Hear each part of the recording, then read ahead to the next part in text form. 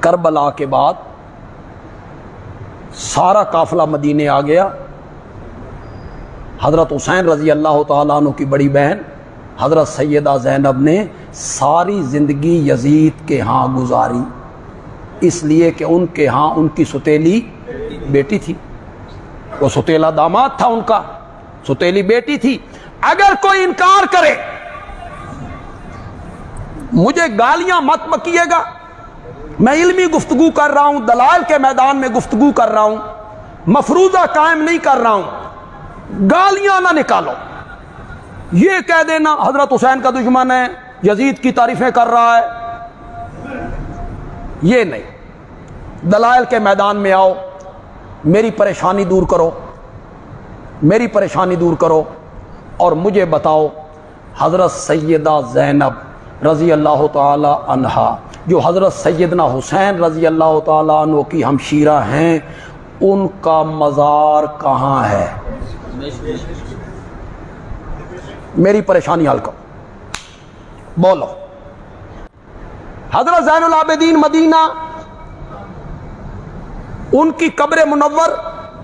مدینہ، سارا قافلہ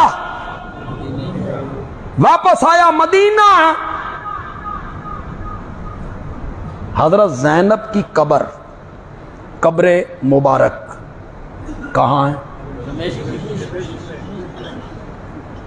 اس سے بھی حوالے کی ضرورت ہے، اس میں کسی حوالے کی ضرورت ہے؟ سب مانتے ہیں. اگلی بات شاید قابل ہضم نہ ہو، ان کا مزار دمشق میں ہے اور بنو امیہ کے قبرستان میں ہے. بسم اللہ الرحمن الرحیم. معزز ناظرین طلباء، مولانا عطا اللہ بندیالوی صاحب کی ہمارا دروس کا سلسلہ چل رہا ہے یزید پر ردود کا. تو اس سلسلے میں مختلف ساتھی پھر جو شبہات ان کے ذہن میں ہوتے ہیں، اشکالات، اس کے لیے وہ رابطہ کرتے. تو ہمارے ایک بہت ہی محترم حضرت مولانا سید قیصر حسین شاہ صاحب حفظہ اللہ نے مولانا عطا اللہ بندیالوی صاحب کی ایک ویڈیو بھیجی، جس میں وہ بڑے تمطراق کے ساتھ اور بڑے یقین اور اطمینان کے ساتھ یہ دعویٰ کر رہے ہیں کہ حضرت زینب بنت علی رضی اللہ تعالی عنہما کا جو مزار ہے وہ دمشق کے اندر ہے. چونکہ ظاہر سی بات ہے کہ وہاں سوتیلی بیٹیوں میں محمد، جس پر میں پہلے ایک درس ریکارڈ کر چکا ہوں، وہ رہتی تھی. تو انہوں نے اپنی ساری زندگی یزید کے پاس گزاری اور وہیں بنو امیہ کی قبرستان میں مدفون ہوئی ہے. اگر یزید برا بلا تھا اور یزید فاسق اور فاجر تھا تو میرا یہ مسئلہ حل کرو کہ زینب بی بی وہاں کیا کر رہی تھی، اپنی زندگی وہاں کیوں گزاری. اور یہ ایسی یقینی اور قطعی بات ہے، میں ان کا مفہوم نقل کروں کہ اس پر کسی حوالے کی بھی ضرورت نہیں ہے. اور پھر وہ اپنے مقتدیوں سے پوچھتے کہ بھلا بتاؤ کہ ان کا مزار کہاں ہے؟ سب نے کہا دمشق. تو کہا دیکھو سب کو معلوم ہے. اور پھر کہا مجھے گالیاں مت دو، برا بلا مت کہو کمنٹس میں، میرا مسئلہ حل کرو، میرا اشکال حل کرو. اور غالباً کچھ ویڈیوز پر ایسا بھی لکھا ہوا تھا، یا انہوں نے درس میں کہا میں نے پورا سنا نہیں، ساتھی سے کہا سن کر اس کے نوٹس مجھے نوٹ کروا لیں کہ جی پہلے راؤنڈ میں ناک آؤٹ کر دوں گا. پہلی بات تو یہ ہے کہ اگر کوئی آپ کو گالی دیتا ہے، یقیناً غلط کام کرتا ہے، ہم اس کی تائید نہیں کرتے. لیکن جب آپ دھڑلے سے ممبر کے اوپر جھوٹ بولے، اور جھوٹ بھی ایسے یقین سے کہ گویا اللہ کی وحی ہو، یا نبی اکرم صلی اللہ علیہ وسلم کا فرمان ہو معاذ اللہ ثم معاذ اللہ نقل کفر نہ باشے، تو پھر لوگوں سے یہ گیلا نہ کرے کہ لوگ مجھے گالی دیتے. جب آپ یہ کہیں کہ عثمان نے نبی کی بیٹی کو کبھی تکلیف نہیں دی اور علی نے نبی کی بیٹی کو تکلیف دی، ابو بکر نبی پر خرچ کرنے والا، علی نبی سے لینے والا، یوں تقابلے آپ پیش کریں. آج بھی علی کو ڈھونڈو گے تو کوفے میں ملے گا، اور ابو بکر کو ڈھونڈو گے تو نبی کے سینے کے پاس ملے گا. جب آپ اس طرح کے تقابل پیش کریں گے تو پھر لوگوں سے یہ گلا مت کرے کہ لوگ مجھے گالیاں دیتے. آپ کو گالیاں آپ کے مسلک کے مولانا یونس نعمانی صاحب نے دیے. جب آپ نے سلیمان بن سرد صحابی رسول صلی اللہ علیہ وسلم رضی اللہ تعالی عنہ،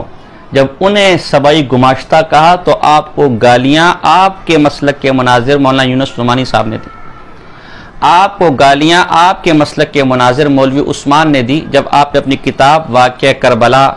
اور اس کا پس منظر، اس کی پہلے ایڈیشن میں عبداللہ ابن مطیع رضی اللہ تعالیٰ عنہ اور عبداللہ ابن حنظلہ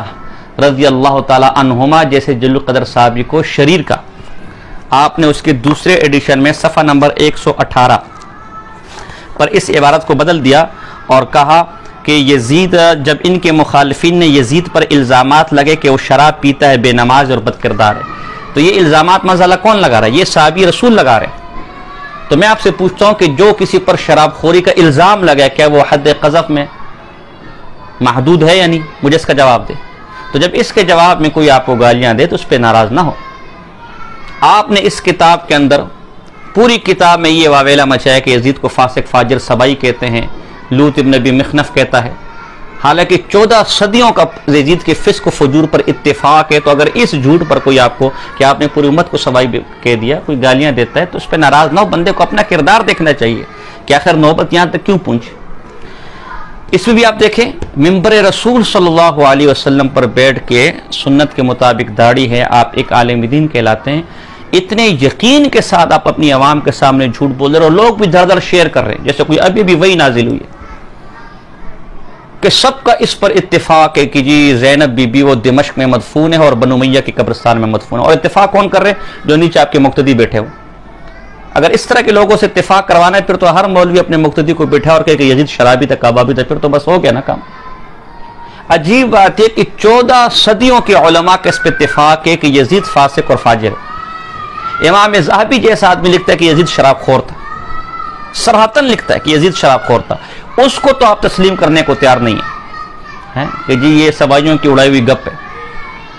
اور جس کے اوپر کوئی مستند حوالہ موجود نہیں ہے کہ زینب بی بی دمشق کے اندر پوری زندگی گزاری انہوں نے اور بنو امیہ کی قبرستان میں مدفون ہے، اسے آپ ایسا پیش کر رہے ہیں جیسے پوری امت کے اندر یہی ایک اتفاقی مسئلہ ہے۔ چونکہ آپ نے سائل بن کر سوال کیا تھا لہذا مناسب نہیں کہ میں آپ کو کوئی چیلنج وغیرہ دوں، لیکن شاید آپ نے وہاں یہ بات کی کہ پہلے راؤنڈ ہی میں آؤٹ کر دوں گا۔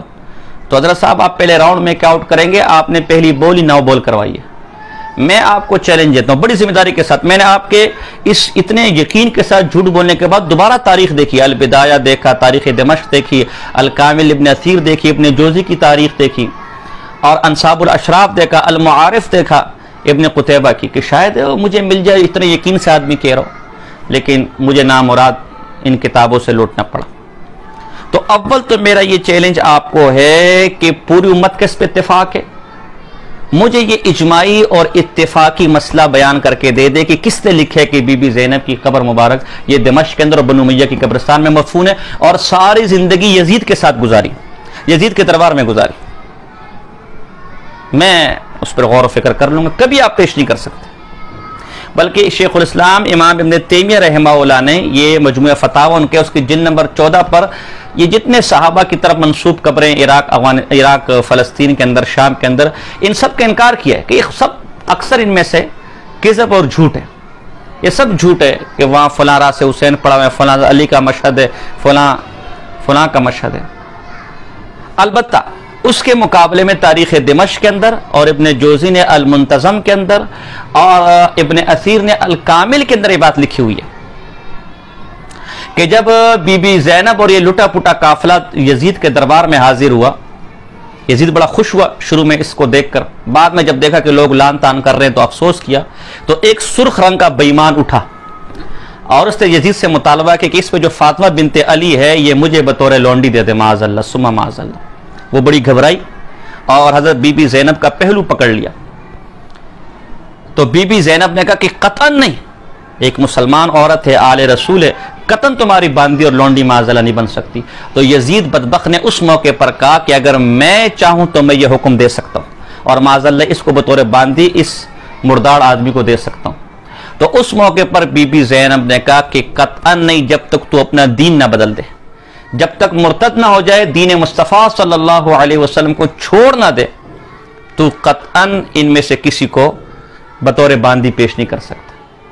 موصوف یہ خطبہ کیوں نہیں پیش کرتے، یہ حقیقت کیوں نہیں پیش کرتے؟ اگر موصوف کہے کہ جی اس میں شیعہ راوی ہے، جو اس کی عادت ہے، کذاب راوی ہے، شیعہ راوی ہے، تو یہ آپ کی کتاب ہے واقعہ کربلا اور اس کا پس منظر، اس میں آپ نے لکھا ہے مستند تاریخی حوالہ جات کی روشنی میں واقعہ کربلا کی صحیح تصویر۔ مستند تاریخی حوالہ جات، اور اندر جو بی بی زینب اور بی بی فاطمہ کا خطبہ آپ نے دیا وہ شیعوں کی کتاب سے دیا، ملا باقر مجلسی جیسوں کی کتاب سے دیا۔ تو آپ اگر بی بی زینب اور بی بی فاطمہ کے خطبے، بنت علی، دونوں حضرت علی کی بیٹیاں ہیں، ان کے خطبے شیعہ کتابوں سے دیں تو وہ مستند تاریخ اور افراط و تفرید سے ہٹ کر کتاب بن جاتی ہے۔ اور اگر ہم 3-4 مسلمانوں کی کتاب مانے ہوئے مورخین، ابن عساکر رحمہ اللہ، پھر ابن منظور افریقی نے مختصر تاریخ دمشق میں بھی لکھا 2، ابن اثیر نے کامل میں لکھا 3، اور ابن جوزی نے المنتظم 4 کے اندر بی بی زینب کا یہ خطبہ نقل کیا، وہ غیر مستند ہو جاتا ہے۔ تو اگر یزید اتنا اچھا ہے تو اس کے دربار میں بی بی زینب اس کو جھاڑ کیوں رہی ہے، اس کو مرتد اور بے دین کیوں کہہ رہی کہ تو یہ فتویٰ اس وقت تک، یہ کام اس وقت تک نہیں کر سکتا جب تک مرتد اور بے دین نہ ہو جائے؟ کوئی ثبوت نہیں ہے کہ بی بی زینب نے اپنی زندگی یزید کے دربار میں گزارتی ہے۔ ہاں،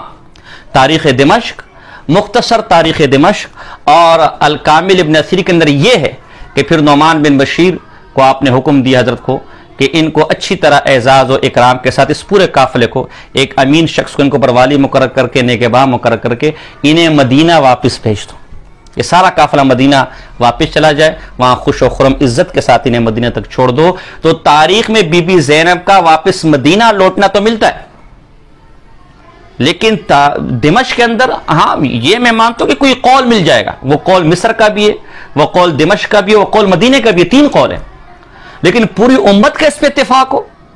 یہ وہ جھوٹ ہے جس کا ثبوت کہیں نہیں دیا جا سکتا۔ الٹا یہ مل جائے گا کہ یہ سارا قافلہ یزید نے واپس مدینہ بھیجا، مدینہ کے بعد بھی دوبارہ بی بی زینب دمشق آئی، یہ مجھے تاریخ میں میری تحقیق کے مطابق تو کہیں نہیں ملا۔ اگر کسی کے پاس ہے تو حوالہ پیش کرے، لیکن حوالہ پیش کرنے کے بعد بھی آپ کا مدعا ثابت نہیں ہوگا، اس لیے کہ آپ کا مدعا تو ہے کہ یقینی قطعی بات ہے، سب اس کو مانتے ہیں۔ آپ کا مدعا تب پیش ہوگا، محض 1-2 روایت نہیں، آپ کا مدعا تب ثابت ہوگا جب یقینی طور پر پوری امت کا فیصلہ یا کم سے کم صحیح سند متصل جو آپ کا مطالبہ ہوتا ہے، جس میں کوئی شیعہ راوی نہ ہو، کوئی کذاب راوی نہ ہو، سند بھی سارے متصل ہو اور سارے راوی اس کے سکہ ہو، ایسی کوئی سند پیش کر دیں اور بقول آپ کہ دیکھ بھی رہو، اس لیے کہ یزید کو شرابی ہم تب کہیں گے جب کوئی دیکھ رہا ہو، معاذ الزاماتی، تو کس نے دیکھا بھی ہو کہ بی بی زینب کو ہم دمشق کے اندر بنو امیہ کے قبرستان میں دفنا رہے ہیں، اس کے بعد انشاءاللہ آپ کی بات پر غور کیا جا سکتا ہے۔ اس وقت تک آپ نے صریح جھوٹ بولا ہے،